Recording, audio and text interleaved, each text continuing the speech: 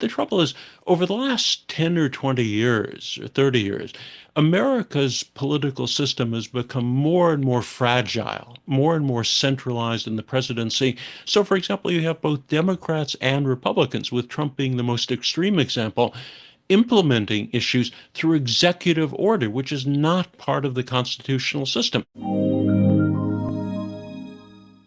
It's certainly a very dangerous political time in the United States. In other words, there's actually a lot of concern that, for example, a number of these Trump policies, even take, for example, the issue of tariffs. I mean, tariffs are supposed to be controlled by Congress. Congress passes tariff changes.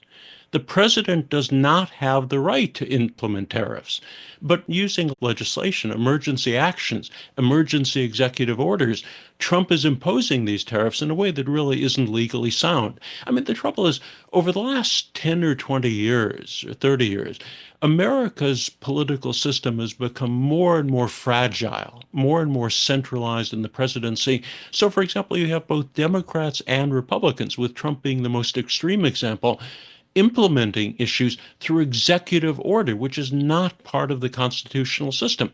A number of people have really pointed out on some of these policies, more domestic policies that Trump has tried to implement, Trump basically has been blocked by federal judges. And, a number of people have really raised the issue. What if Donald Trump, as president of the United States, refuses to abide by judicial orders? I mean, it's basically, it would be a breakdown of the American constitutional system. So it's certainly a very dangerous time internally. In other words, you have a very disorganized, sometimes incompetent administration that just is sort of wandering around in all these random directions, taking a lot of policy implementations that are harmful for the United States and certainly for the rest of the world, and following through on them in a way that really circumvents the American legal system. I mean, take, for example, the tariff policy with Canada and Mexico. When Donald Trump came into office the first time, he demanded to renegotiate the NAFTA agreement, the free trade agreement with Canada, Mexico, and the United States. So Canada, Mexico, and the United States agreed to those changes, implemented by Donald Trump.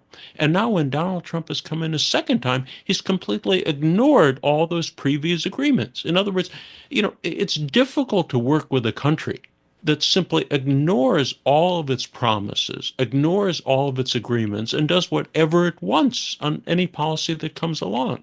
And that's true domestically, but it's also true internationally. So, I mean, it's certainly a very difficult time for the world and for the United States. And, certainly, I mean, a lot of Americans are very concerned over these things.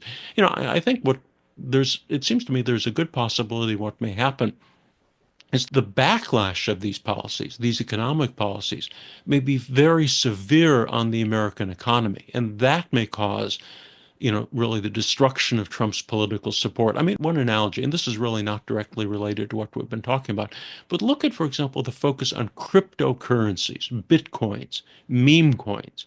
I mean, Donald Trump, what he basically did was implement a meme coin for himself, where he potentially made hundreds of millions or billions of dollars by getting people to buy these worthless currencies.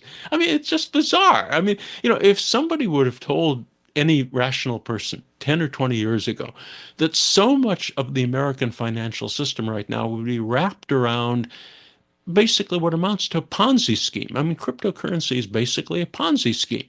And, to have an American economic system based on a Ponzi scheme is a very, very dangerous, disastrous policy to follow. And, for example, as far as I know, I think a number of years ago, China, for example, banned cryptocurrencies. And, a lot of very rational American economic figures have said the same thing. I mean, basically, Bitcoin is a Ponzi scheme. And, it's just bizarre to have the president of the United States supporting something like that. So I think, at some point, I think the markets may, react so negatively against these irrational American economic policies.